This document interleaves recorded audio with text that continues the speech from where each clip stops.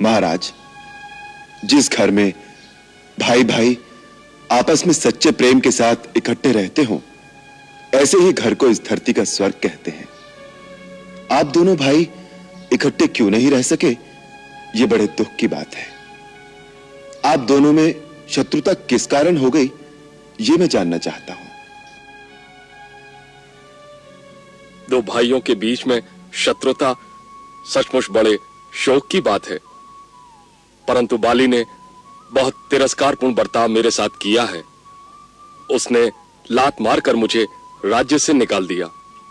इतना ही नहीं, मेरी स्त्री को भी, जो मुझे प्राणों से भी अधिक प्रिय है, उसने छीन लिया। जितने मेरे शुभचिंतक साथी थे, इन सबको बंदी बना लिया है।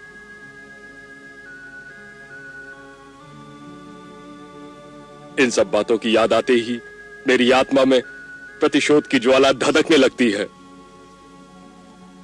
इस अंतर ज्वाला को शांत करो मित्र। यह ज्वाला तो केवल बाली के लहू से ही शांत हो सकती है राघव, क्योंकि यदि मैं हृदय की इस दहकती हुई आग को शांत करने की बात कभी सोचता भी हूं, तो बाली सोचने नहीं देता।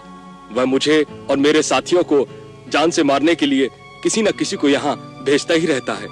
इसीलिए हम सब उसके त्रास में रहते हैं। आपको देखकर जब हमारे गुप्तचर ने सूचना दी, तो थोड़ी देर के लिए हम डर गए थे कि आप भी उसी दुष्ट के भेजे हुए हैं, हमें मारने आए हैं। इसीलिए हमने हनुमान को वेश बदलकर आपका भेद जानने के लिए भेजा था।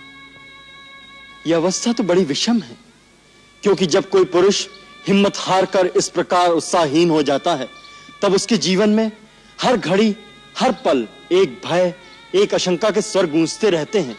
फिर उसमें कभी पुरुष साहस और पुरुषार्थ के भाव का उदय नहीं हो सकता। ऐसा पुरुष कभी विजय नहीं हो सकता। जो विजयी होने का सपना ना देखे, वो युद्ध की तैयारी कैसे करेगा? मैं आपसे ऐसा कह रहा हूं, इसके लिए मेरी धृष्टता को क्षमा करें महाराज।